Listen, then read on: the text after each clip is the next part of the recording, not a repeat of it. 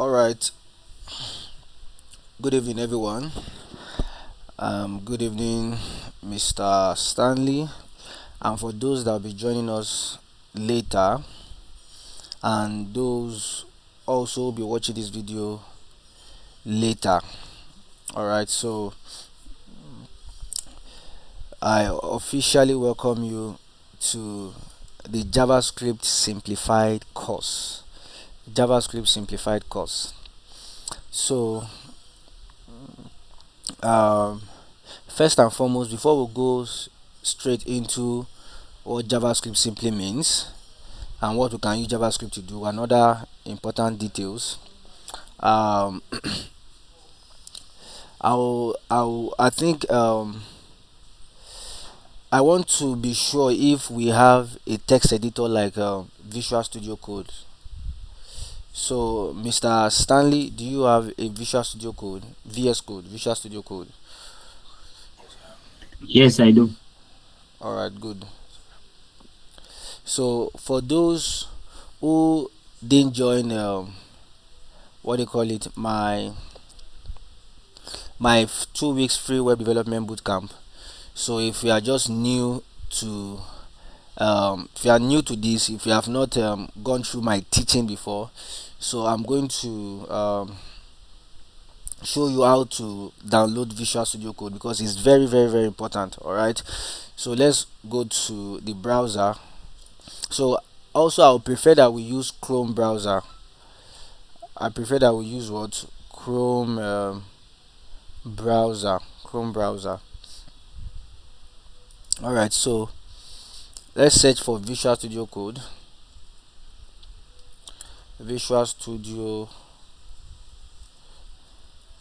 Visual Studio Code. Let's search for Visual Studio Code. All right, so it's going to take us to this um, page here. So we're going to click on their official website where we have code.visualstudio.com. We're going to click on this, and so we are in their website now. So if you want to download Visual Studio Code, peradventure you might be using Mac or using a laptop that is different from Windows. But if you are using Windows, you can just come here and download Windows direct. All right, you can download Windows. You can download Visual Studio Code for Windows direct. All right. Hold on, let me accept someone.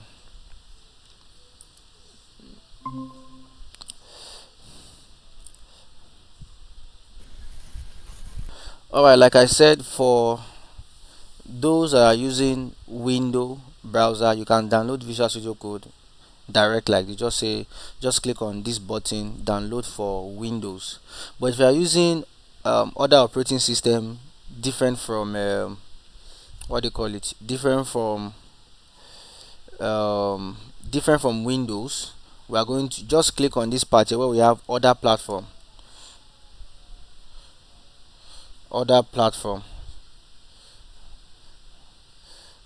All right, click on this place where we have other platform, so you can also still download for Windows 10 or 11. Then you have Ubuntu, then you have Mac, and whichever um, operating system you are using. So once you download, then you can install. The process of installing Visual Studio Code is very simple. All right, it's very simple. Okay, let's move on. So I'm going to my Visual Studio Code. So already I have some file there. So what I'm going to do is this. It's very simple. um I'm going to create a file. So to create a file, I will come to my file explorer.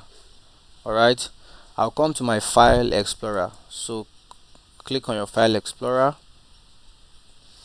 Then I'll go to probably desktop. mm,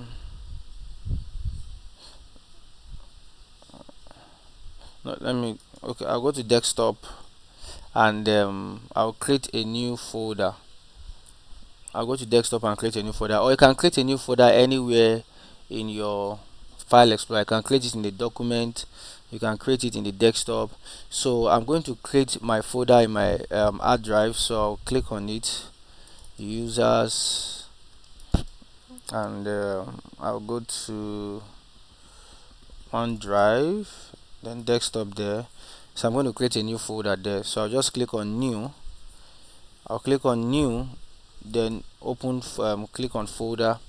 So I'm just going to change the name from new folder to JavaScript, JavaScript simplified course, JavaScript simplified course. So alright, can you see that JavaScript simplified course? So we've created that, so please follow along, do exactly what I do so that I can get the same result that I get. Do you get that now? So create a folder, call it JavaScript simplified course. Alright, JavaScript simplified course. So then go to your Visual Studio Code, open your Visual Studio Code, then go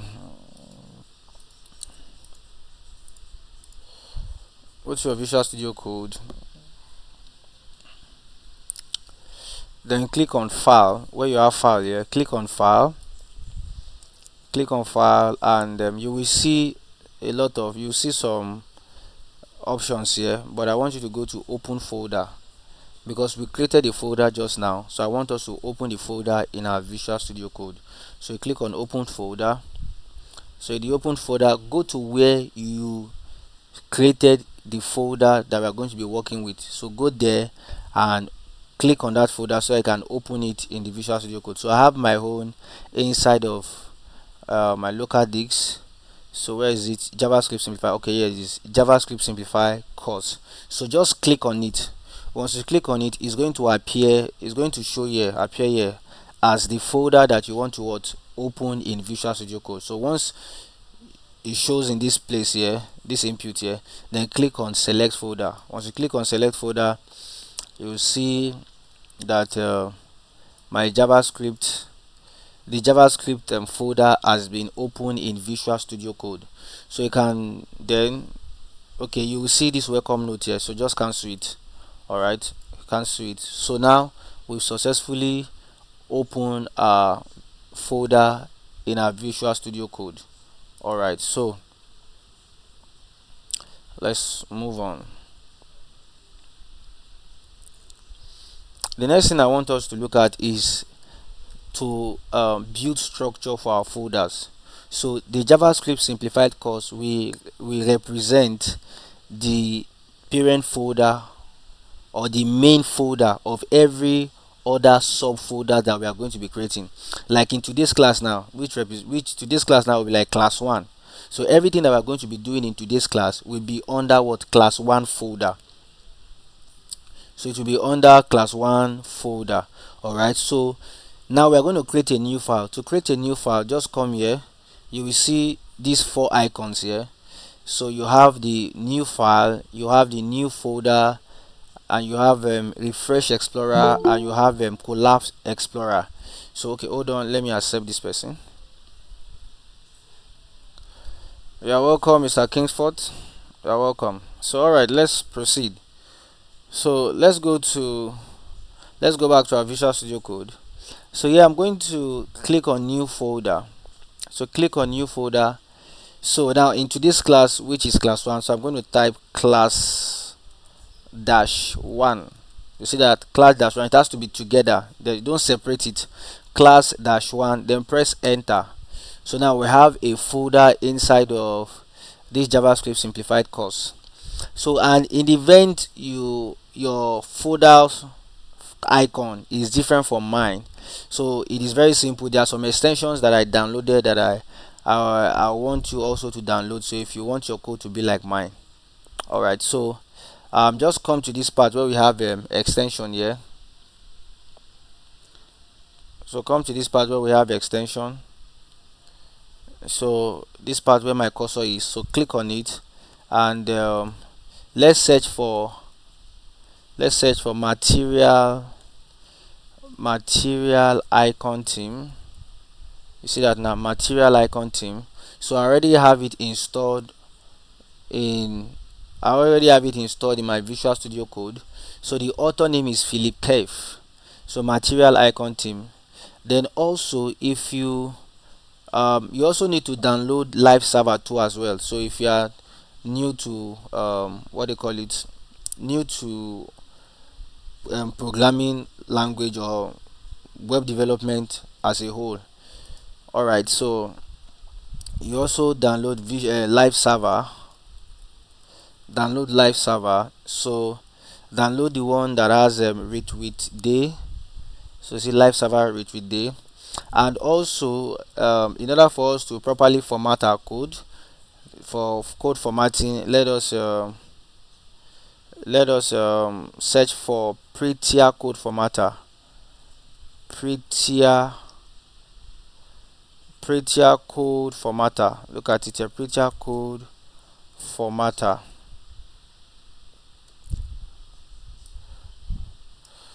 Prettier code formatter. Prettier code formatter.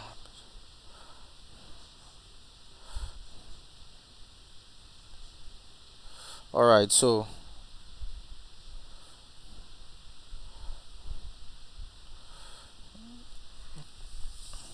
let's move on. So you download this one, so it helps us to format our code appropriately. Then which other one? So for if you have downloaded the material icon theme and you want to use it, just come to settings here, then you will see settings here. Oh, okay, no, you'll see theme here. Click on theme. No, just over on theme, it will bring out this. Then just click on file icon theme. Click on file icon theme. Once you click on it, so mine is material icon theme. So probably yours might be default, like it might be something else, but you can click on material icon theme. That's if you have downloaded the extension. But don't worry, this class is recorded, so at the end of the class I'm going to send you the recording. All right, so let's move on. So let's go back to the Explorer. This icon here, go back to Explorer. So let me collapse this a bit. So you can drag this, you can expand and collapse, you can expand, so you can see that you can resize this. It's something that is draggable. So now we've created class 1 folder. So inside of class 1 folder, I'm going to create two files. So I will click on class 1. Please take note. I will click on class 1 so that the focus or the highlight will be on class 1. But if I click outside of class 1, the focus is no longer on class 1. It's now on JavaScript simplified course. But I want the focus to be on class 1 so that I can create two files inside of class 1. All right, so click on it. So you click on class 1, you right click, then you click on new file. Let's move on.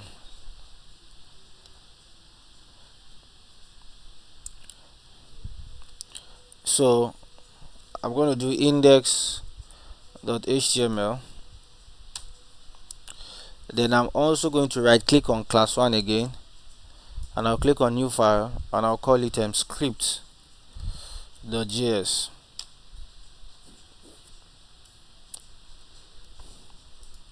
So let's generate HTML boilerplate.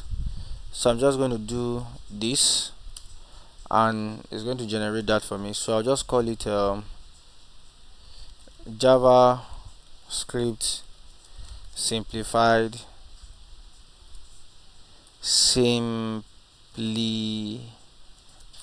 course. Then we'll do class 1. All right,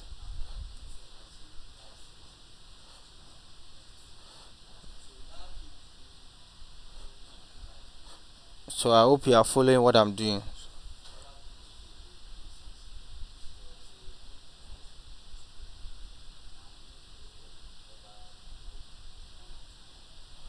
hold on. All right, so yeah, we are going to do some things. I'm just going to do something simple. Okay, you know what, let me just I'm going to drag and drop some things here. Just hold on. Okay, so back to my Visual Studio Code. So I already have everything here. Can you see? So these are the things we are going to be looking at today. What is JavaScript? Okay, let me remove this. Remove this. This. All right, good. So these are the things we are looking at today. So don't worry, I'm going to make the file available to you. I'm going to make this file available to you, all of the files. So everything that we're going to be doing today, the video and the files, are going to be what available to you. So in the event you can type all of this, and also once you watch the video, you can don't worry, I'll make the file available to you. All right, so let's move on. So what we are going to do is to open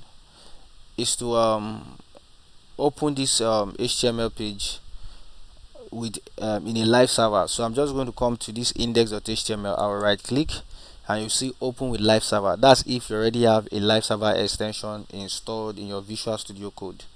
So I'll click on this. So this is what we are getting. See that now? Introduction to what? JavaScript. Introduction to JavaScript. Alright, so let's continue. So we have these are the things we are going to be looking at today. Alright, so now let's go to our note. JavaScript. JavaScript, an interesting programming language that if you want to be a web developer you must know and understand. All right, so let's look at the definition of JavaScript. So here it says that JavaScript is a scripting and programming language that enables you to create dynamically updated content, control multimedia, animate images, and almost everything else. So it is a scripting and programming language that enables you to create dynamically updated content and control multimedia, animate images, and almost everything else. Alright, so if you look at a high level definition of JavaScript here, it says that JavaScript is a high level object oriented multi-paradigm programming language. You might not know the meaning of all of this now, and I don't think I want to waste my time right now to start explaining high level object oriented multi-paradigm programming language, because no matter how much I try to explain that, you might not be able to understand that until we go deeper into the class. When we start using all of these, then you now understand that, oh, that JavaScript is actually a high level object oriented multi-paradigm programming language. But let me give you a simple definition that will help you get you started in this course here. So all right, let me give you a simple definition. JavaScript is used to animate web page. So JavaScript is the programming language that makes your web page to come alive. Please take note of that. JavaScript is used to animate website, so it makes your website to come alive. So what do I mean by making your website to come alive or animate web page? What I mean by that is that JavaScript adds interactivity to your website. Whereby there's a communication between the client and the website. You get that now? So that is it. It animates the website. So there are three basic web language or web technologies, which are HTML, CSS, and JavaScript. HTML actually is used to is used for the structure of our web page.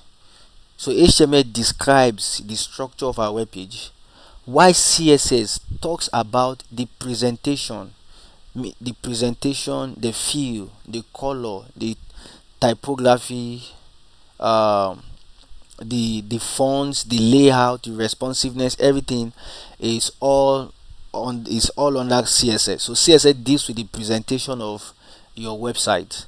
So HTML deals with structure, CSS deals with presentation, the styling, how it should look like. Then JavaScript is so JavaScript is what adds life to it, because building a website with only HTML and CSS is static. There's no life in it. But for you to be able to add life in it, you can use what you use JavaScript. So JavaScript is what add interactivity to your website. Take for example, if you visit a website and let's say you are asked to input your information, maybe you are asked to sign up or to log in or whatever thing there. So as you are inputting your name, and probably you want to create a password, and the password that you the password that you write or that you type into the input field does not match the standard of password, it's going to respond to you. Probably might tell you that you are missing something, you are just somehow something that gives an idea that okay, you are not doing it the right way. That's interactivity that is happening between the client and the website. Do you get that now? And also um, another form of interactivity is auto suggestion. Let's say you are typing something, and as you're typing something, it can auto suggest words for you. So that is interactivity. When you have an image sliding on its own, a carousel, that is also interactivity. That is done by JavaScript. There are a lot of things that JavaScript that we can there are a lot of things in that I can keep explaining and explaining and keep going on and going on. All right now, so but just know that JavaScript animates our web page. It animates our web page. You get that now? So let's take for example, if you click, okay, let me accept someone here. Hold on. So let's say for example, if you click on a button and once you click on the button, it takes you to another page, or it reacts or it does something. That is interactivity. You get that now? You click on something and it responds. That's interactivity, an interaction between the client and what the website. So when I'm talking about the client, I'm talking about the browser. You get that now? The browser that you are using. You get that now? So the client, the laptop, the devices that you are using, that's the client. So you get that now? So just know that JavaScript animates web page. It gives life to our website. So it is the part of the programming language that gives life to our website. HTML deals with structure, CSS deals with presentation, and JavaScript deals with what? Interactivity. So if you want to know more about HTML and CSS, I already have a video on that on my YouTube channel for free, so you can master HTML and CSS. Though I'm not even done with the video yet, I'm still going to be adding some other things too as well at my free time. But if you want to understand HTML and CSS, please go to my YouTube channel. Just search for Joshua Adanu and you will see it there. Alright, so or I might even drop a link on the group so you can be able to check. So let's move on. So yeah, say JavaScript is a scripting or programming language that allows you to implement complex features on web pages. So here it says it is the third layer of the layer cake of standard. So this is what it means here. So the three most important programming language for the web is HTML, CSS, and what? JavaScript. Like I said, HTML deals to structure the content. So with HTML you can define the content. With CSS it talks about the presentation, and JavaScript talks about the interactivity. So all right, let's move on. Now let's look at how we can add JavaScript to a web page. How can we add JavaScript to a web page? JavaScript is similarly applied to your HTML page, just as the way it is for what? CSS. So whereas the difference here is that CSS uses the link tag element to apply external style sheet, and style tag elements to apply to internal style sheet to HTML. While JavaScript only need one friend in the world of HTML, which is what? Script element, the script tag. You get that now? So we can add HTML, we can add JavaScript internally, or we can have internal JavaScript or external JavaScript. So this is what it means here. Internal JavaScript is using the script element in the head section of a document. So using the script element in the head section of a document. So it only affects the document they are embedded in. So embedded script tags are defined in an HTML document's head or body section using the script element.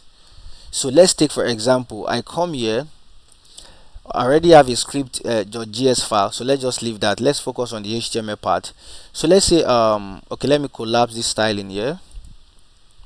So let's say I want to add JavaScript to my HTML element. So there are two ways we can do that. I can use the embedded way, whereby I can embed the script tag inside of the head tag of the HTML or in the body tag. So let's do for the head tag. So I'll come here, I'll just say script. I'll say script. You see that now? So inside the script that's in between the opening and the closing tag, I can have my JavaScript code written there. So let's say, for example, I want to alert, let me just alert, welcome to JavaScript simplified course. Welcome to JavaScript simplified course. So the moment I save, all right, and I come to my browser, can you see? You can see this now, welcome to JavaScript simplified. Then I click on OK, then we have this. So you see that just I've been able to add JavaScript to my HTML file. Alright, so I can do this in the head tag, and I can also do this in the body tag. So I'm going to cut the body tag now. I'm going to cut the script tag from the head tag, and I'll do it in the body tag. But to place it in the body tag, it has to be the last element in the body tag.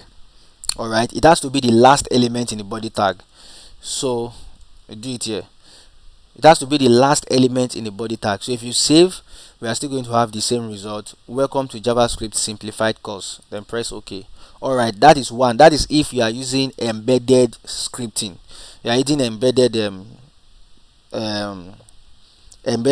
script tag. Alright, embedded script tag. So let's look at let's go back to our node.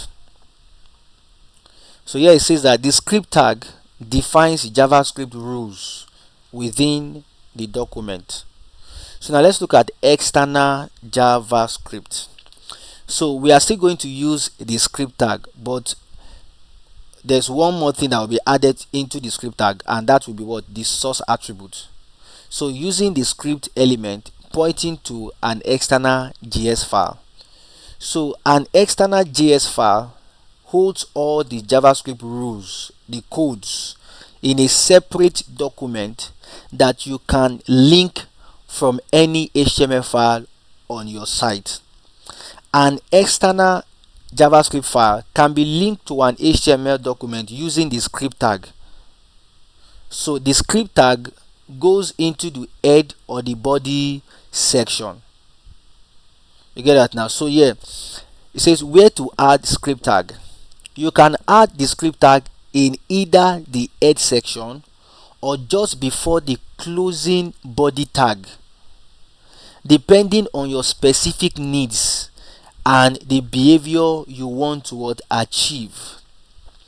So now if you place the script tag in the head section, placing JavaScript in the head section is common when you have code that needs to run before the page content loads, or if you have global script that affects the entire page.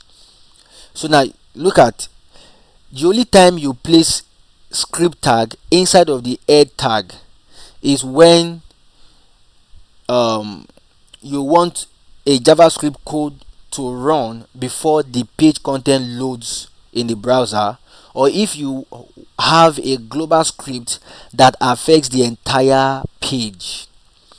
Alright, however, keep in mind that if you put your script tag in the head tag of the HTML element, they may block the rendering of the page until they are fully loaded and executed. So it may block the page from being loaded until the JavaScript code is what completely loaded and what executed.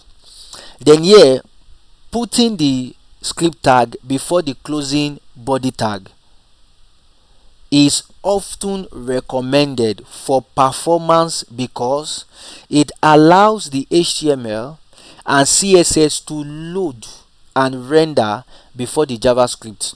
You see that now? So this is recommended for this is recommended for performance. So if you want your HTML code and your CSS code to load first and to render before the JavaScript, then you have to place the script tag before the closing body tag. Alright, because the essence of the more often than not, the essence why we use JavaScript is to be able to manipulate HTML and CSS content. So for you to manipulate HTML and CSS content, you must allow HTML and CSS content to load first in your browser before whatever code that you have in your JavaScript can affect the HTML content and CSS. Alright, so this is best practice recommended for performance. This can result in a faster initial page load because it doesn't block rendering. You see that now? Script in this position will be executed after loading the entire HTML document. So you get that now? So in most cases, placing non-essential script just before the closing body tag is a good practice because it provides a better user experience by allowing the page content to appear faster. So let me show you what it means here. So we have a script tag here. So what I have here, this alert welcome to JavaScript course, I'm going to highlight it and cut it. That's Ctrl X. I'll cut it and I'll paste it inside of this script.js file. Then I'll remove the script tag here. And also you need to take note, when we are creating file names, these are extensions, these are conventions. Index.html, script.js. The most important part of this file name is the extension, which is what .html .js. Alright, so the name, the index, and the script, you can give it any name. It can be home.js, it can be anything.js, but the most important part is what js.js. That's the extension name, and also .html. Those are the most important part. You get that now? But we are just following convention. You get that now? Programming language is full of conventions. Alright, I hope you are following me up to this point. Please, if you know you don't understand anything, please just draw my attention to it. Alright, so let's move on. So let's see how we can use external style sheet.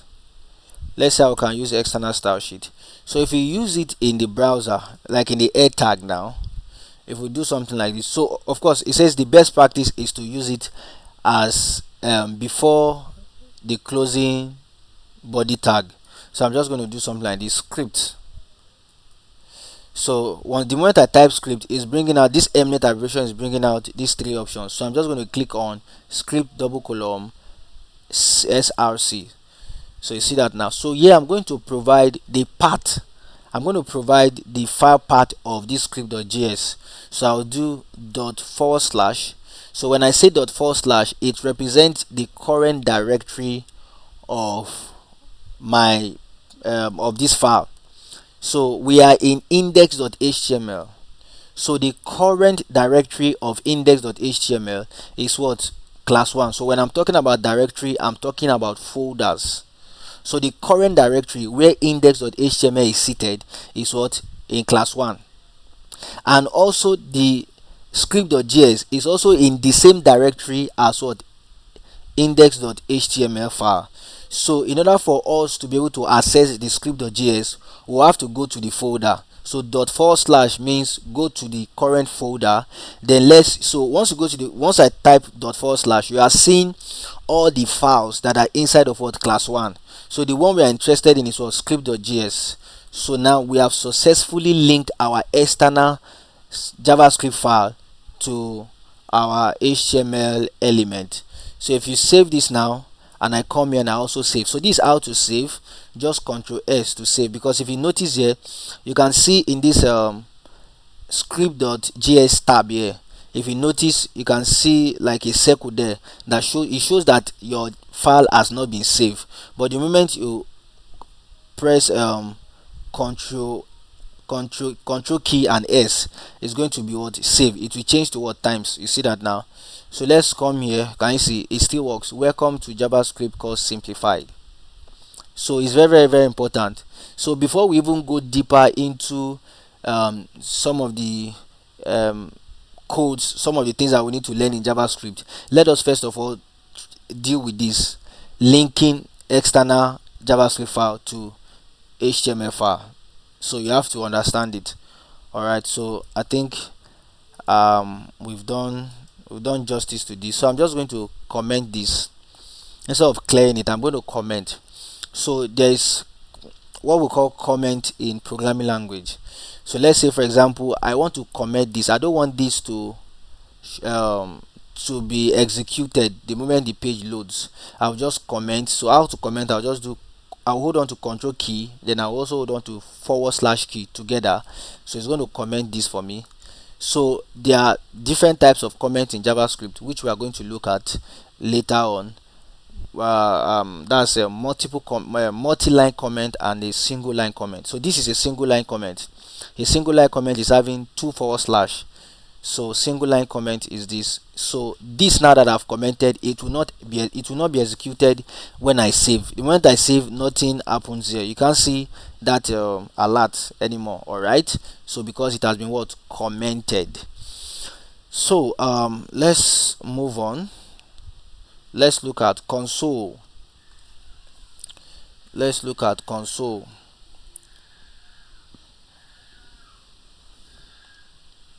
Let's look at console. So the console in web development refers to the developer console. Now this is it here. It says a tool provided by web browsers that allows developers to interact with and debug web pages. All right, so the console is a tool provided by web browser. So whichever web browser that you are using, whether you are using Chrome, you are using Safari, you are using Microsoft Edge, or Pramini, you are using Mozilla Firefox, whatever kind of browser you are using, it comes with a tool, a console tool. And the essence of the console is to allow developers to interact with web pages and to debug web pages. You get that now? So for the next few classes, starting from now, we are going to be using console. So whatever that we do in our development phase, in our Visual Studio Code, we are going to be seeing the result in the console. So the console is a powerful tool that we need, especially when we are learning how to code in JavaScript. All right, so here it says that it can be accessed by right clicking on a web page, selecting inspect or inspect element. So right now I'm in the Microsoft Edge. So if I, for instance, right click here, you will see inspect here. All right, okay, good. And if I come to my browser here, that's my Chrome, and I right click, you will see inspect too as well. So click on inspect. So it's going to bring out you're going to bring out this part here. So here you can see a lot of things here. You have element, console, sources, network, and even though you click on these two angles, you click on the two angles, there are other things there that couldn't show because of the size of this developer tool. So we have performance, we have memory, we have application, we have security, we have lighthouse, and we have recorder. All right. So but you can also change and customize the dev tool. Look at these three dots that we have here. These three dots that we have here. You can click on it and you can change the dock size. So you can see this is the default one. I can bring this part here, I can bring it downwards. So by clicking this part here, if I click this part, can you see it's now downwards? You can see everything here. So I can also click on this three dot. I can say, okay, I want to change the dock size to this. Can you see? You can also change it to, you can also open a new tab for it. You can open a new tab for it. You see that it says undock into separate window when you hover on it, so you can open this in a separate window. But let's take it back to the former one. Let's dock to the right. So this is what we have here. So if you click on console, so this is the console panel. All right, this is the console panel. This eye is going to look like very clean. Let me use a different browser. I'm coming. Let me use this. So if I right click, you see console. If you click on console, can you see? Look at what we have here. So look at, still the same thing. All right, so let's move on. All right, it says that it can be accessed by right clicking on a web page, selecting inspect or inspect element depending on the browser, and then navigating to the console tab. It is a valuable resource for both debugging and understanding how web pages and web application works. So it says here that it serves several important purposes. So let's look at the purpose of console. Now the first purpose of console is debugging. So what's the meaning of debugging?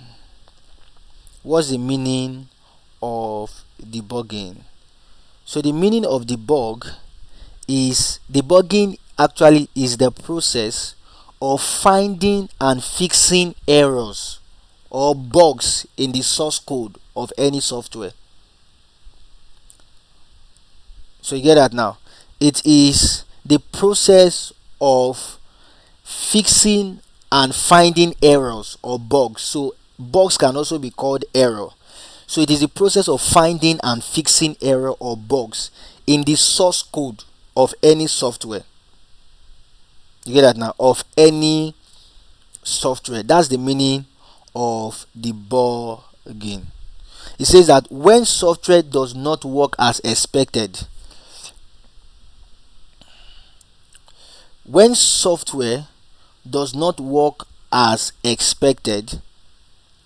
computer programmers study the code to determine why any error occur. You get that now? So let me take that part again. It says when software does not work as expected, a computer programmer study the code to determine why any error occurs. So they use debugging tools to run the software in a controlled environment, check the code step by step, and analyze and fix the issue. So that's what debugging. It is the process of finding and fixing error. So here it says that developers can use the console to identify and to fix issues in their JavaScript code. So they can insert console.log statements in their code to output various values or messages at specific points in the code to help understand its behavior during execution. You get that? Let me read that part again. It says that they can insert console.log statement in their code to output various values or messages at specific points in the code to help understand its behavior during execution. All right, so let me show you what it means here. Let's say, for example, I do console.log hello world. I do console.log hello world. So now for my code, I do console.log hello world. Don't worry, we are going to go into details of all of these things. So I do console.log hello world. So whatever I console here, can you see this is the value that I want to output? This is the value I want to output in my console panel. So I do what? Console.log hello world, and if I come to my browser, you will see it here, hello world. Can you see the line? Script.js line 2. Script.js line 2. And if you come to my browser, you will see it, script.js, and what line it is? Line 2. Alright, line 2. So let's go ahead to continue. So number 2 is error reporting. So number 2 of several importance of console is error reporting. Here it says that when an error occurs in JavaScript code, a syntax error or a runtime error, syntax error or a runtime error. So let me check that. So syntax error, okay, let me check. Okay, Mr. Kingsford, you have a question, right? You raised your hand, or mute your mic, let's and say something. Do you have a question, or you can just drop your question in the comment section here? This part here, you can drop your question here, then I will answer you. Alright, so let's move on. So when we talk about syntax error occurs when a programmer writes an invalid statement. So syntax error occurs when a programmer writes an invalid statement, simply misspelling a word of a language. Just simply misspelling a word of a language will cause a syntax error,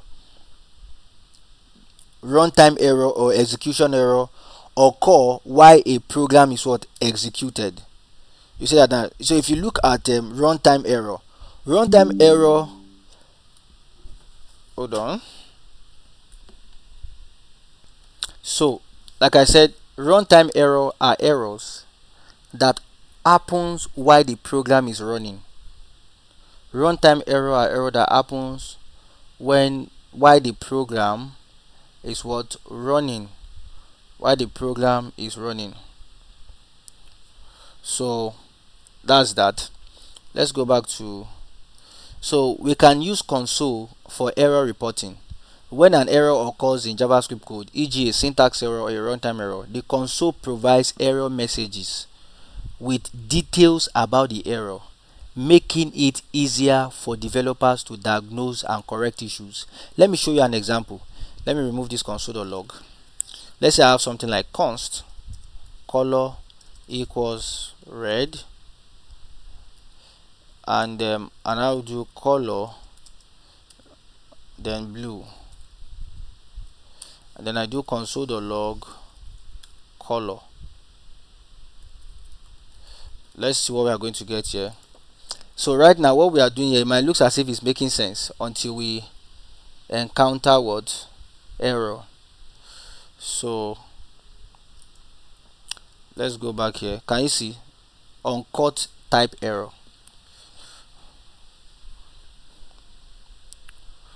Uncaught type error.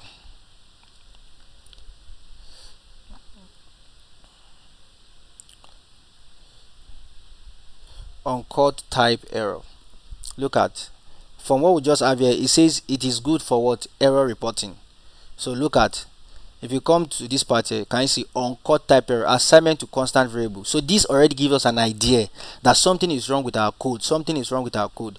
And if you look at script.js line 4, so if you come to Visual Studio Code, you will see line 4, something is wrong with our code. You see that now? So let me remove that. So you might not understand what this simply means yet, but don't worry, we are going somewhere. All right, then we have okay, it says the console. Hold on, Mr. Kingsford and Mr. Felix Joe, do you have a question? If you have a question, please unmute your mic and speak. Yeah, please, I have a question. Okay, what's your question? Please, my question is that the result of the console.log, is it Yes, specifically executed in the console, I mean the terminal, or it is also executed in the web page? in the web piece, or what is it? Like the console.log, right? Yes, yes. Is the result executed on the web page or in the terminal only? No, no, it executed in the web page. We are not working with terminal right now. We are not working with the And terminal right now, so it is executed in the web page, in the browser. It's executed in the browser. The console panel or the console tool is in the browser, so we are not working with terminal. This is terminal here. If you come here, you will see terminal. This is the yeah, but terminal.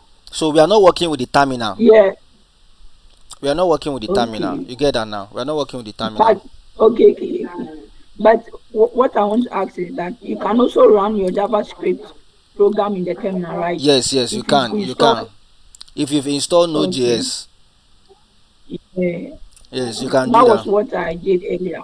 Okay, okay, That okay. was why I was asking. You know what? You can just use live server. Just come to this extension here and search for live server. Install live Yeah, server. I have already. Okay, you have. That's good. Fantastic. So I let's have, work. Let's work yeah. with that. Okay. Okay. Does anyone have any question?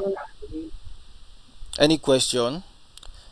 Mr. Lawrence, Stanley, and Wilson.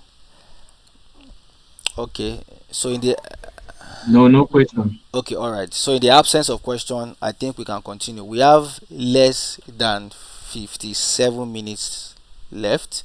We have less than 57 minutes, so let's continue. So let's go back to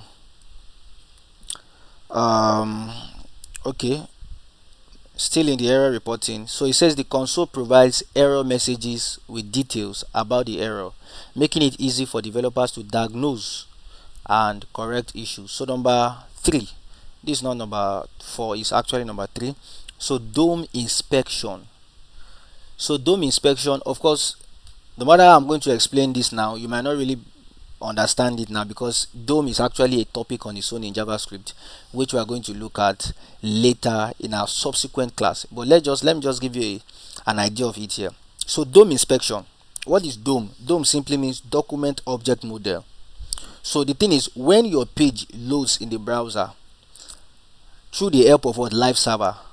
You get that now? When you load your page in the browser through the help of live server, the browser will create a document object model of your web page. That means your HTML, your CSS, everything is going to create a document object model of that in your web page.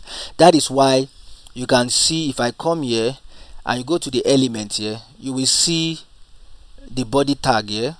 You can see doc type, HTML, head tag, body, and all of those things. So this is the DOM, the document object model of my web page, of my HTML element.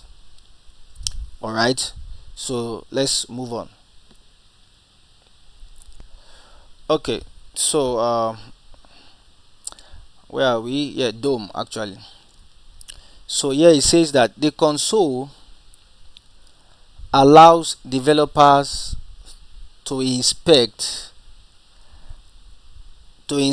and to interact with the document object model of a web page. You get that now? So they can query and manipulate elements on the page directly from the console. Let me show you what it means that you can query and manipulate elements directly from the console. Let me show you. So here, say for example this h1 here, if you come here, we have an h1 that says introduction to JavaScript. So if you come to the console here, I can manipulate that. I'll just come here, I'll do const, I can do header text, just watch, equals document dot query selector, like this, and I'll do h1. Alright, so and I'll say header text. I've selected the header now, dot the text content should be equals to JavaScript simplified course, and I press enter. Text content, okay, header text is not defined. Why?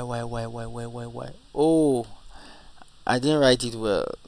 Oh, my bad. So it's supposed to be header text. I wrote head text, header text dot text content, so equals to JavaScript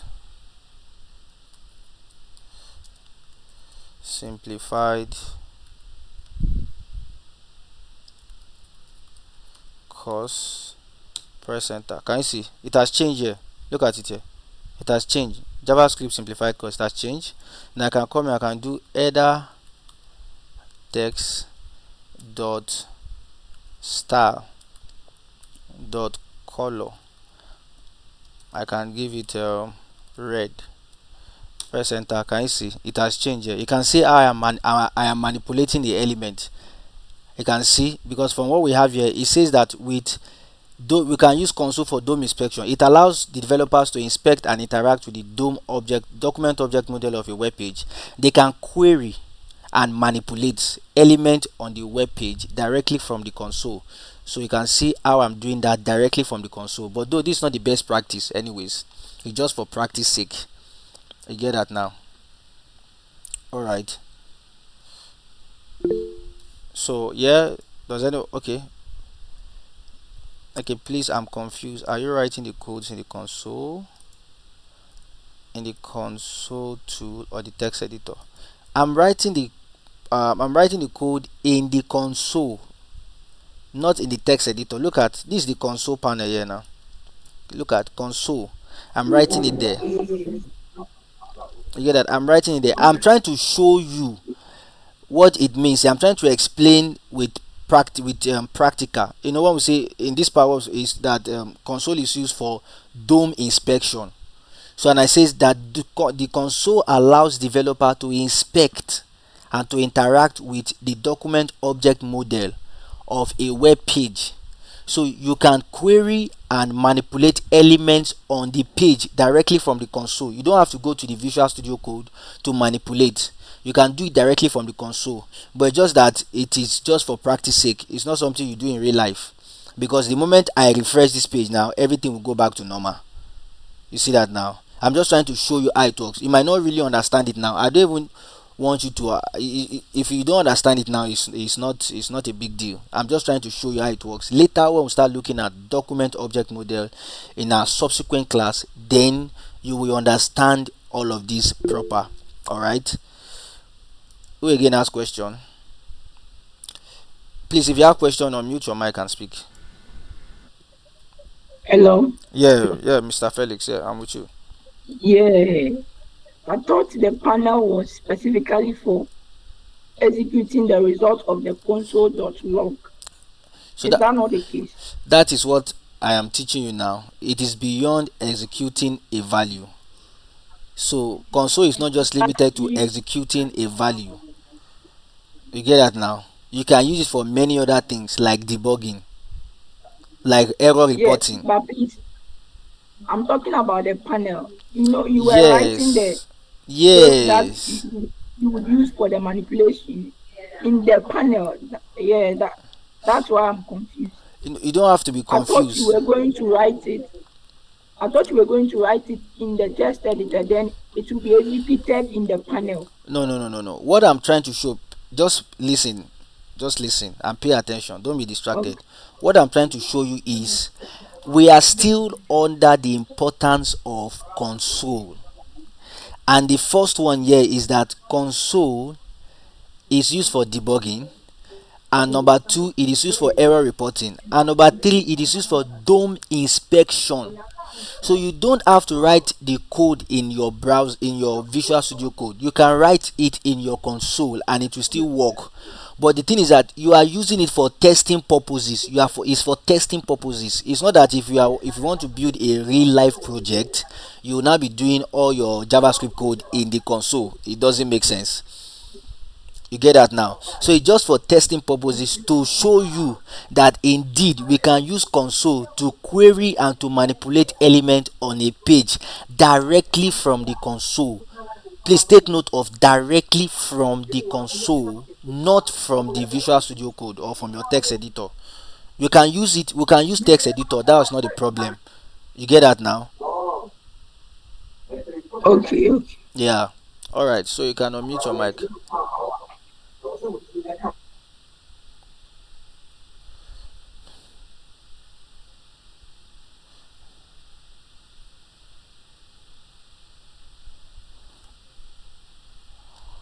So let's look at another one. Please mute your mic. So the fourth importance of console is executing JavaScript. Executing JavaScript. You're welcome, Mr. Ekene. Is executing JavaScript. So the console enables developers to execute JavaScript code. So that's what Mr. Felix you were talking about earlier. That the only thing you know Java console for is to execute values, JavaScript code, but it's way more than that. All right. So the console enables developers to execute JavaScript code interactively. So they can enter JavaScript commands directly into the console to test snippets or experiment with DOM manipulation, which we just looked at. Then for number, then the I think this should be the fourth one or so, or fifth. So which is for testing. So developers can use the console to test APIs and libraries, making sure they work as expected. So API talks about, it simply means application programming interface. So we can use the console to test APIs and libraries. So we'll look at this in the much later time from now. Alright, so the developer console is an essential tool for web development, okay, for web developers, and is available in most modern browser modern browser.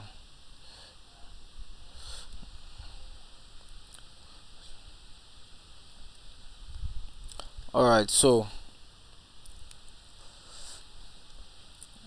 let's move on.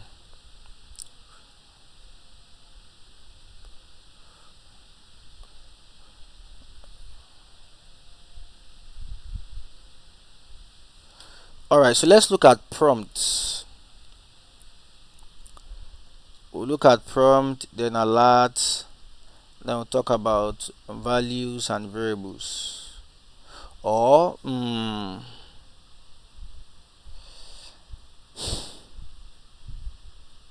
before we look at prompt and alert, of course we've seen alert, so but don't worry, we are going to look at in the details. Let's quickly fast forward to values and variables.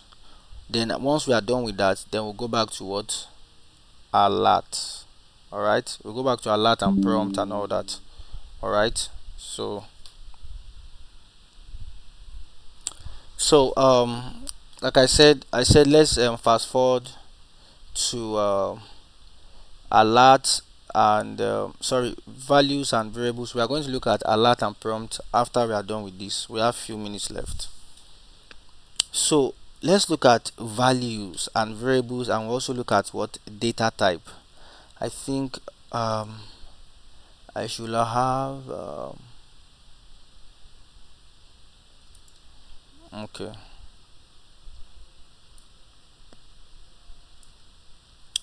Yes, data types in JavaScript. So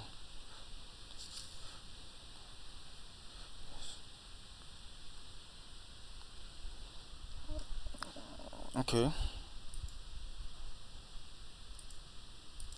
so let's look at values and variables. What are values, or what is a value in JavaScript?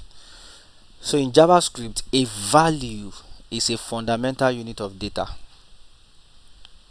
A value is a fundamental unit of data. For you to be able to understand what value simply means, let us look at data types. Let us look at what data types for you to be able to understand what value means. So here,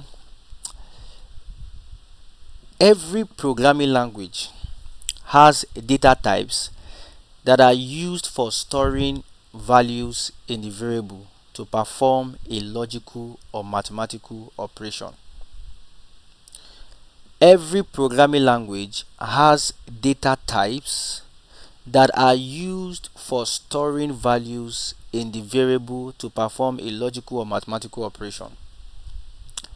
So similarly, we have data types in JavaScript that can be broadly divided into two groups, such as primitive and non-primitive data type.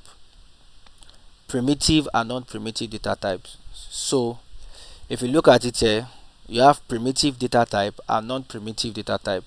So under primitive data type, we have number, string, boolean, undefined, and what? Null.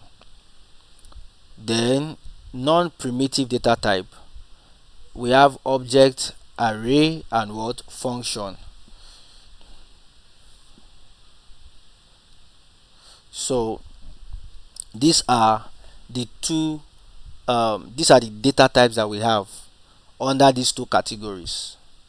So now for primitive data types, they are predefined data types provided by JavaScript language. Please take note, predefined data type provided by JavaScript language, and they are also known as what? Primitive data type. Primitive data type. So primitive data types are also known as inbuilt data type. Inbuilt data type. So let's move on. Primitive data type are also known as inbuilt data type. So please, you see, data types, variables, and value, they are very, very, very important in JavaScript. So you need to know them. Aside from knowing how to link JavaScript file to HTML, it is very, very important that you understand values, variables, and data type, and that's what I'm teaching you right now. So like I said, data types are the types of data that we have are categorized into two category: primitive and non-primitive. So we are going to focus on the primitive data type for now, and also probably in our next two classes. Then afterwards, then we'll move to non-primitive data type.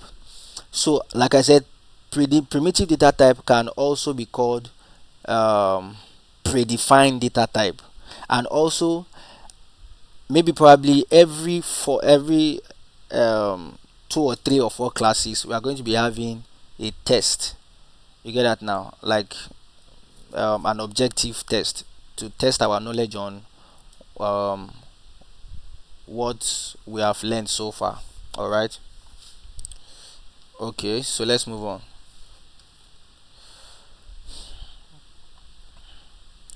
Let's move on. So now let's look at number data type. So for number data type, it says a number data type in JavaScript can be used to hold decimal values as well as values without decimal. These are data types now under primitive data type. So we have number data type in JavaScript. They can be used to hold decimal values as well as values without decimal. Take for example, if you come here, let me do this number data type. Okay, let me do a multi-line comment now. So to do a multi-line comment, just do / asterisk, then another asterisk, then look at what we have here. Just press enter, then I'll call this number.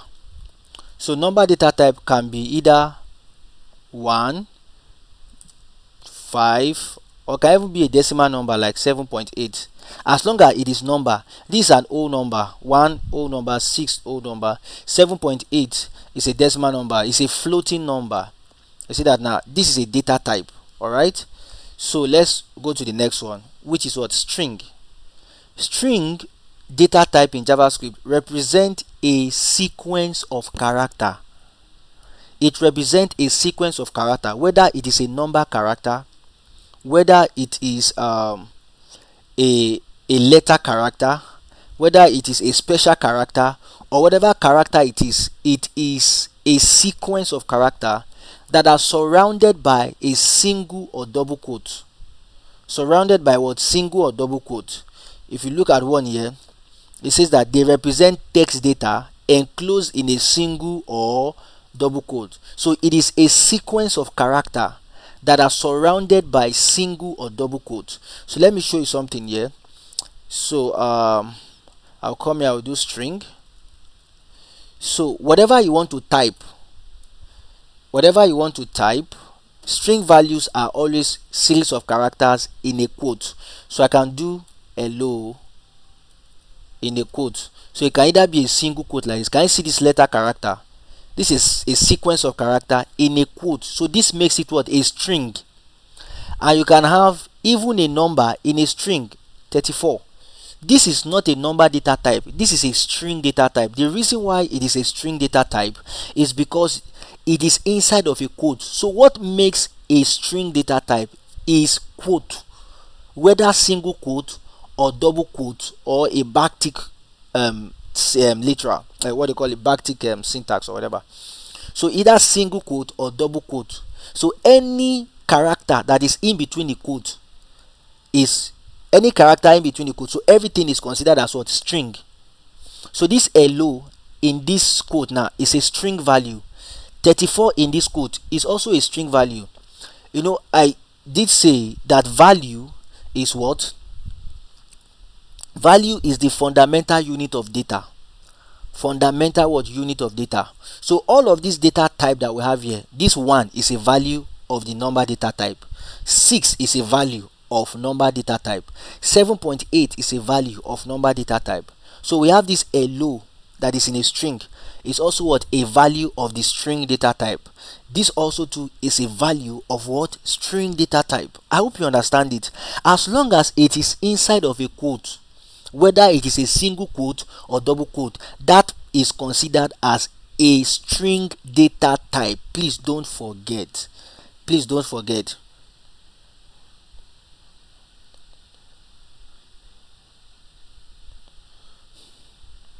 All right, let's move on.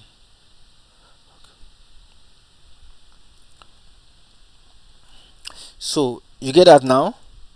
This is a string. So these are values that belongs to different data type.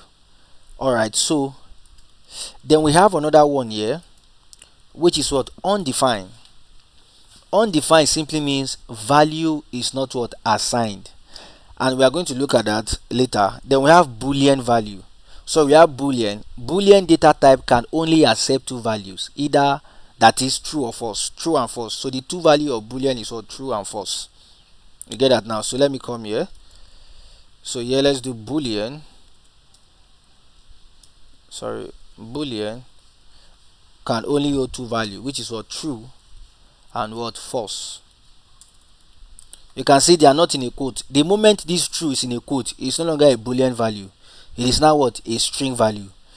So please, I want you to understand this. It's very, very important, guys. Anything, any character that is in a quote is considered as what? A string value. But look at this true here now, not in a quote. The false is not in a quote. So this is what? A boolean value. So boolean value can only hold two values, which are true and what? False. So now let's move on.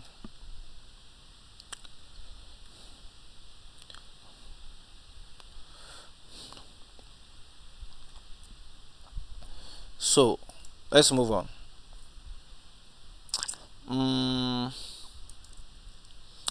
Let's look at null. It says this data type can hold only one positive value, which is what? Null. So null simply means empty, empty object, empty, like empty. Null simply means empty. So empty, empty. So all right, let's move on. I hope you are getting this. Please, guys, hope you are getting this. Yeah, yes, Okay, yes. okay, good, good, good, good, good, good. So we have number, string, boolean, undefined, and null as the primitive data types, or as the data types that is under primitive data type. So now that we know all of this, we know data type, and we know values.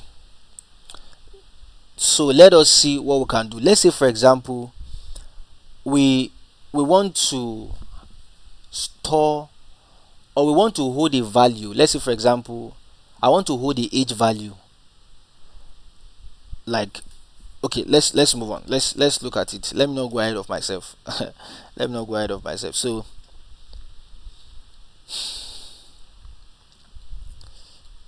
let's look at variables.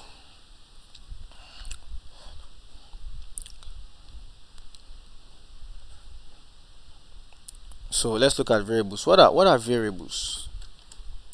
Variables are used to store and manipulate data within a program. So you can see variable as a container that is used to hold values of any data type. You can see variables as what? A container that is used to hold values of any data type. So the data that is stored in a variable can vary or can change over time, hence the name variable. It can change. Do you get that now? But there's one thing I want you to understand about variable: that variable is used as a container to hold values and to also manipulate data within a program. So let's say, for example, we have okay, uses of variables. Data type: variables can hold different types of what? Data, such as number, string, boolean, array, objects, and more. The type of data a variable can hold depends on the programming language you are using. So we'll also look at naming convention too as well, but let's just go to our Visual Studio Code. So let's say, for example, I want to hold a number value of 18. If I do something like 18 here,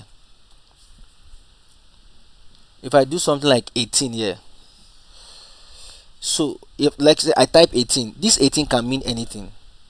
All right, this 18 can mean anything. This 18 can be someone's age. It can be the size of someone's trouser. It can be the street number. It can be a street number. It can be anything. This 18 can be anything. But variable is what helps us. Variable actually allows us to be able to attach meaning to values. Variable helps us to attach meaning to value. You know, I said earlier that variable acts like a container that is used to hold values of any data type. So let's take, for example, an Indomie carton. Of course, Indomie is everywhere.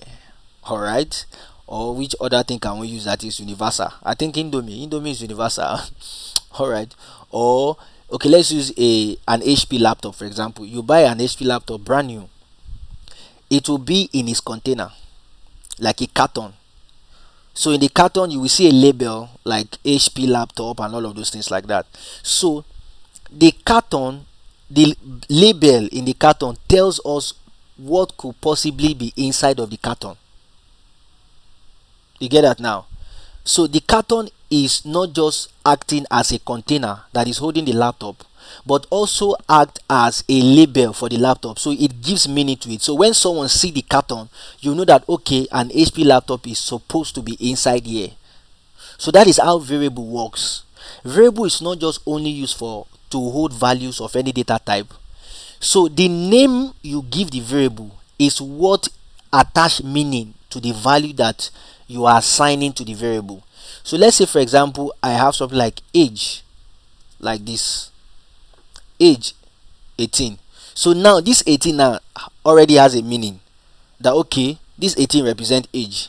If I type another thing now in the variable, it can, so if I type something like anything, maybe like street number, it means that this 18 is street number. So you can see the age is not just acting as a container to hold this value, it's also giving it what meaning. So that is why it's advisable that whenever you are creating a variable to hold a particular value, make sure the variable is descriptive of the value that you are assigning to the variable. So this in mathematics is called equals to, but in JavaScript it is called assignment. It is called what? Assignment. Assignment. It is called assignment. See that? So what this simply means is we are assigning 18 value to what? Age variable. That's what it means. Though this statement is not complete yet. We are going somewhere.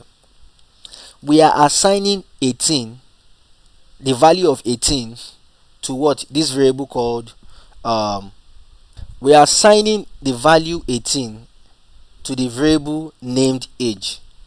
So this equals here is called assignment operator. Assignment. So this is how JavaScript is read. Normally in English you read English language from left to right, right? From left to right. But in programming language, JavaScript to be precise, you read JavaScript code from top to bottom, right to left. That is how JavaScript code is being read, from right to left. So if you are to read this from right to left now, you will notice that yes, 18 is being assigned to what? Age. You see that now? And this 18 is a value of the number data type. So let's move on. We are going somewhere. So let's look at naming conventions of variables, because naming conventions is naming a variable is very, very important. Because if you notice here, we just only have one word. What is it? Just age is just one word. What if in the case whereby you want the variable consists of 2 or 3 words or multiple words aside from one? Let's say you have something like my matric number. You can say my matric number. My is a word, matric is a word, number is what? A word. So 3 words. So let's say you want to create a variable name with that word. How can we do it? So that is why naming convention is what we need to look at it first.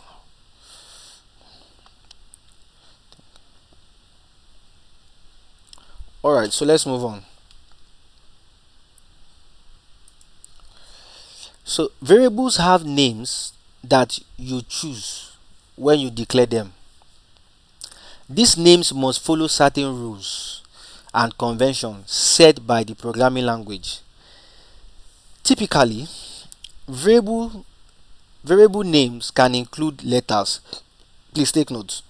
Take note. Variable names can include what? Letters, numbers, and what? Underscore.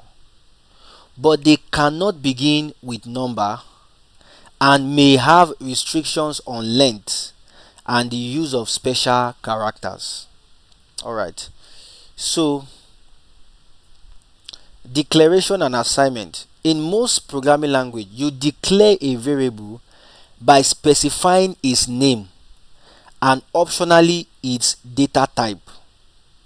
You then assign a value to the variable using the assignment operator. For example, in JavaScript, look at what we have here. Age 25. So we are assigning 25 value to this variable called what? Age. So when we say let age, this is what? A variable declaration. But when we say age 25, this is what? A variable assignment. Don't worry. So when it comes to declaring variable, are you with me? So variable is not just only used to it's not just only used to hold value. We don't just assign values to variables only, but we can also declare a variable by these three keywords. We can declare a variable by var, let, and const, but var is outdated, is obsolete. You get that now? So the one we are going to be using every time in this programming, in this what they call it, in this JavaScript course, JavaScript Simplified course, is going to be let and const.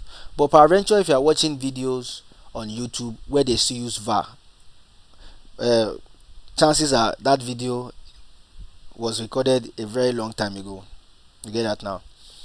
So we use let and const to declare variables. We can also use var too, but it comes with its own complications. Alright, so which I don't think today is the right time for us to deal with that. So so let's declare our variable with let and const. So here it says that each keyword has a scope and behavior. So let's leave all of these and let's leave all of those definitions, scope and key behavior and all of those things. This is the first class. Let me not compound your head too much, please. So look at it, say var. This was the traditional way of declaring variable in JavaScript, but it has some limitation. It has some what limitation? They are moved to the top of their containing function or script before executing. Just leave that. So let's look at how we can use let and const. So now watch. If you come here, now we have created the variable, we have assigned a value to the variable, but we are yet to what? Declare the variable. So this is how to declare variable. I'll come here, we can declare variable either using const and what? Let. So let's use const for instance. I'll say const. You see that? I'll say const age 18. So I'm assigning 18 to the variable called age, and we are declaring it with what? Const. So const simply means constant. Const means what? Constant. So it means that if you declare a variable with const, the value that you assign to that variable cannot be changed. So I'm sure many of us are familiar with mathematics. Constant, meaning that the value cannot be changed. If you try to change the value, it's going to spit out error. You get that now? It's going to what? Spit out error. So you don't reassign another value to a variable that you declare with const. It will not work. You get that now? So let's try it. Let's see. So to reassign another value to this age that we declare with what? Const. So this is what I'm going to do. I'm going to do age equals to 40 now. So I do age equals to 40. So there's no need for me to do const again. You get that now? If you do const again, it's like saying you are declaring the age value again. You get that now? No. So we just do age equals to 40. So we are assigning 40 to the age variable. And if I console, I want to console the log, because whatever that we are doing here, I should be able to see it in my console.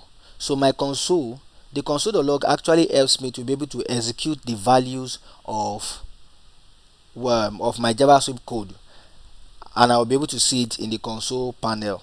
Alright, so we'll say console.log.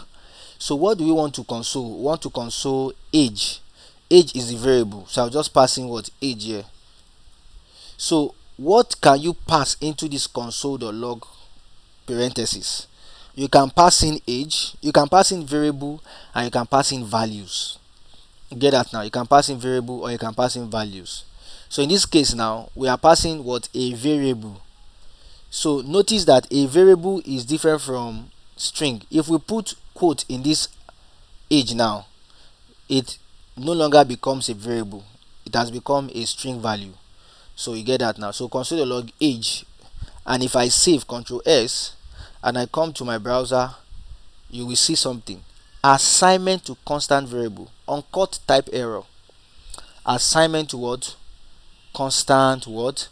Variable. So it means that you cannot assign another value to a variable that you declare with what? Const. That is what it means. So this is a no-no. Alright, so let's remove this. But if you save this now and you do console.log age, we are going to get what? Age. Alright, so const is used when you know that the value that you are assigning to the variable will not change. But if you know that the value they are going to assign to the variable will change, then don't use const. Then use a more lenient one, which is called let. So let is lenient, and it gives you the volition to be able to assign a different value to a variable. So let does that for us. So let's say I come here and I do let color be equals to, now let me ask you this question. I want to assign color to this variable. Let's say the color I want to assign is blue. So to assign blue to the color, is it going to be a string data type, or a boolean data type, or a number data type? Guys, let me ask you the question. A string. A string, right? All right, good. Yeah. It's going to be a That's string. true. Okay, string, correct. It's going to be a string. Good. So let's move on. So I'm just going to put it in a quote here, then I'll do blue, and I save. And if I console.log color, and I save, console.log color, I save, look at, we are seeing what? The value of the variable blue. You see that now? And with this I can assign a new value to what? To the variable color. Why? Because I declare with length. So length can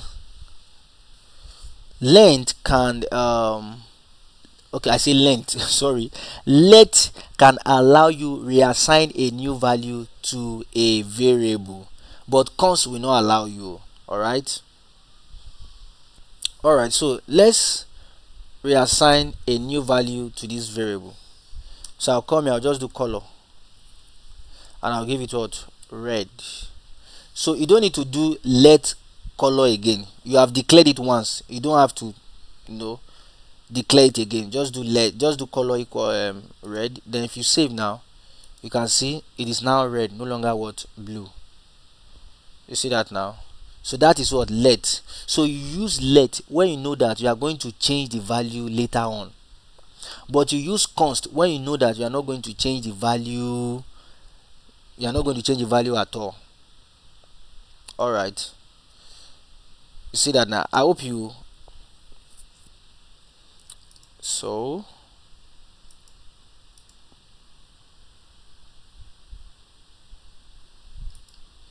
mm,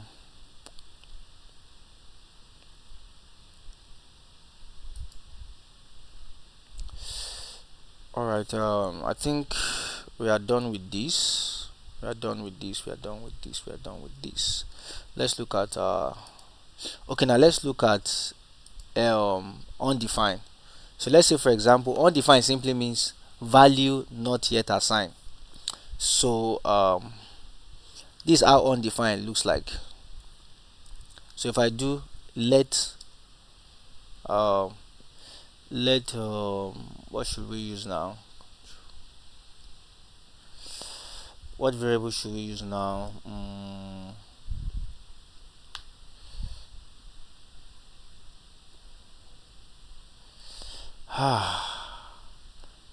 Okay, let's say let's car, or Honestly, I'm short of ideas right now. Who can help me? Someone should help me. First name. Eh?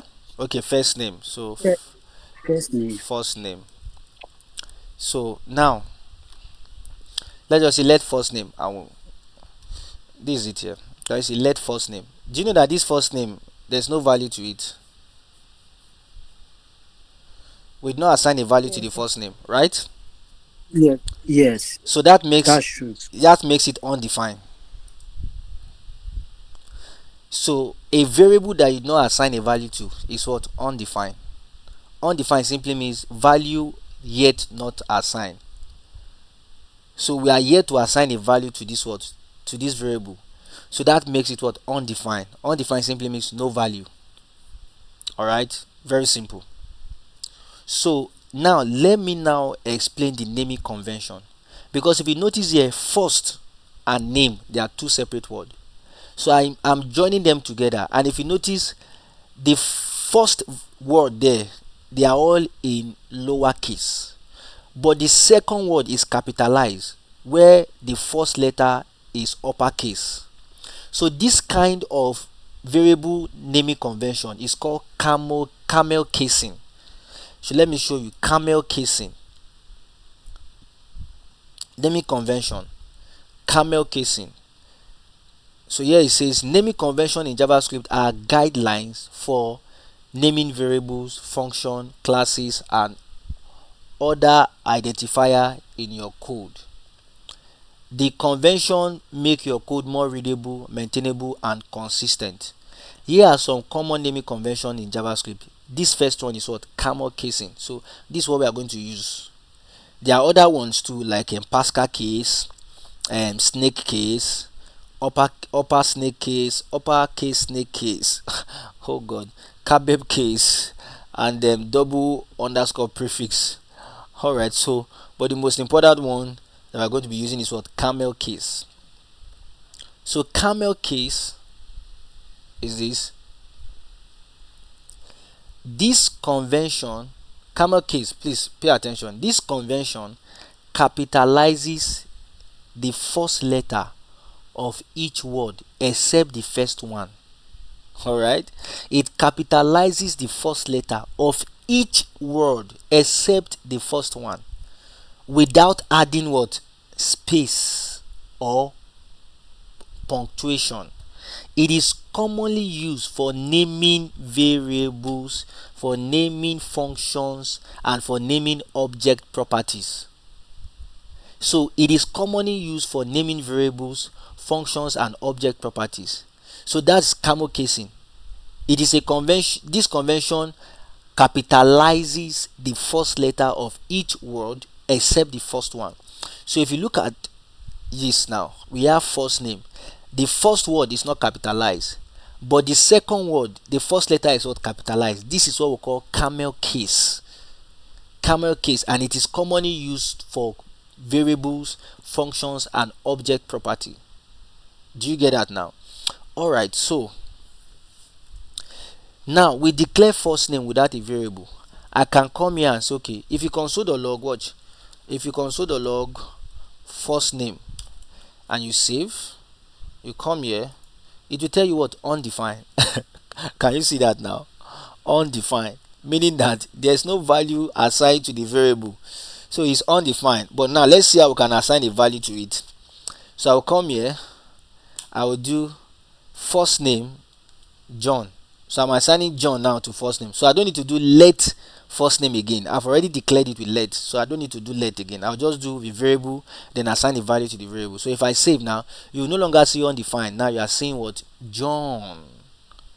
You can see how simple it is. You can see John. Very simple, guys. So this will now lead me to what I skipped the other time, which is alert and prompt.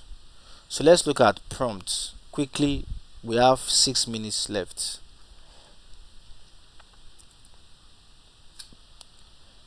So prompt in the context of programming typically refers to a method of getting input from a user. A method of getting input from a user.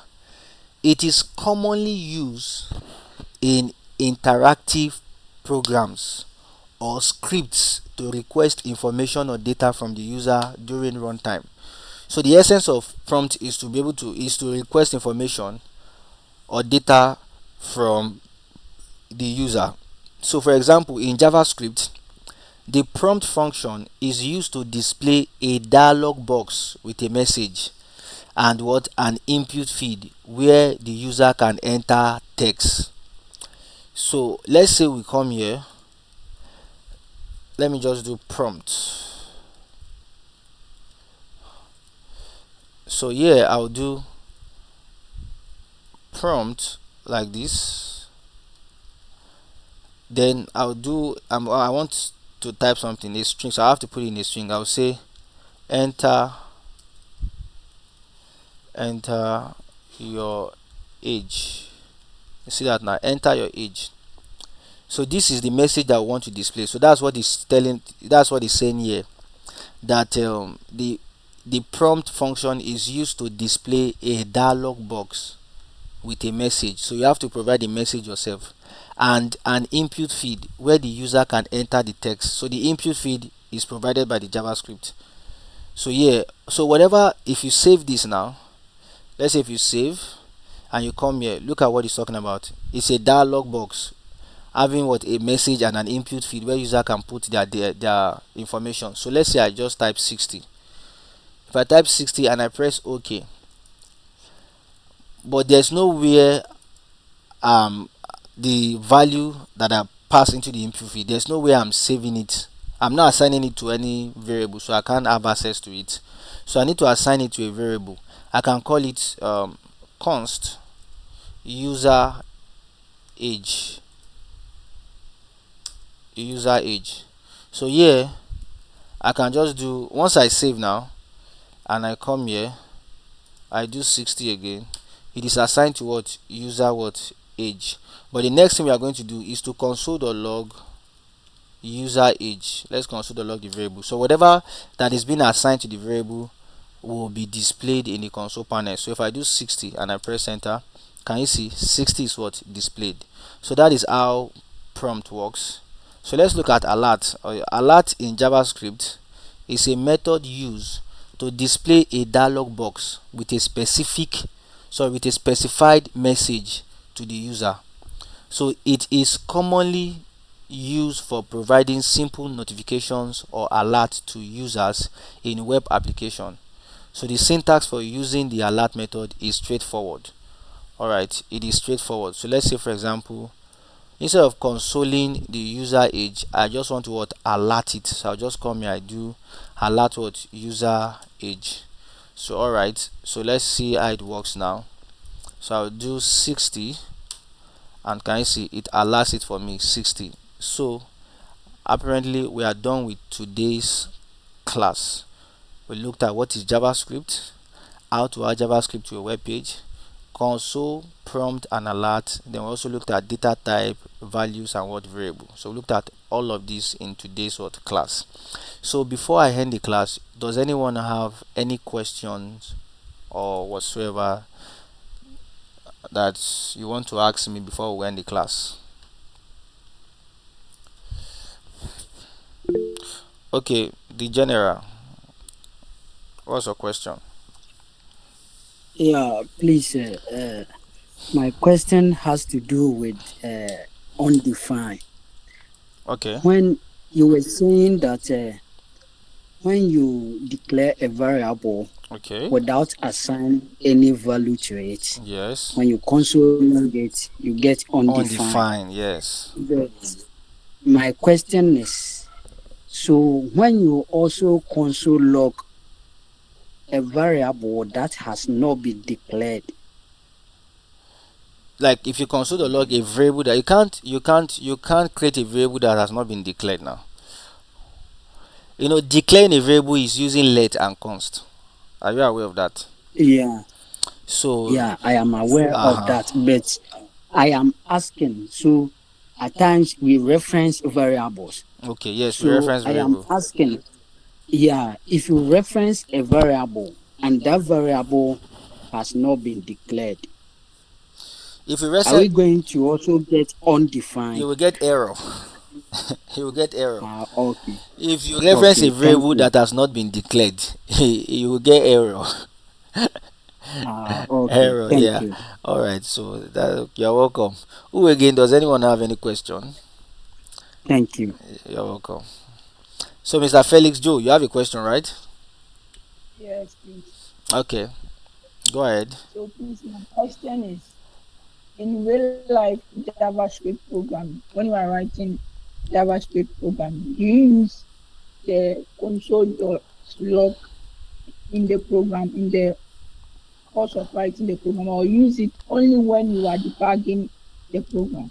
Okay, in real life projects, you don't use console.log, but console.log is effective in the development phase, whereby you can use it for testing, you can use it to debug, but you don't use console.log when you move your project from development phase to production phase. You get that now? So Okay, it's just for um, testing, debugging, and all of those things. So in the event you are building a project and you encounter an error, just go to your console. Uh, Most likely you might get a warning from there, and maybe if your code is not working the way it should and you cannot even identify or pinpoint where the bug is coming from, you can use console to log each of the code one after the other, so that you'll be able to know where the error is coming from. So it's just for testing and all that. So when it comes to production level, you don't use it. You get? So that's it. Who again? Does anyone? okay. Yeah, you're welcome. Who again has question? Okay, all right. I think in the absence of that, we can end today's class. So before the end of today, the video will be available, and the video will be available. The file that we worked with today will also what be available. All right. So we'll meet again tomorrow, 7 p.m. to 9 p.m. So Nigerian time actually. So tomorrow we'll meet again. Then I think we'll be having class twice a week for now. So I'm still thinking if I can add Saturday to it, maybe 1 hour on Saturdays. So it's still under contemplation. All right. So all right. Bye bye. We'll meet again tomorrow, same time. Bye. I said thank you. You're welcome. Uh, Bye. Yeah. So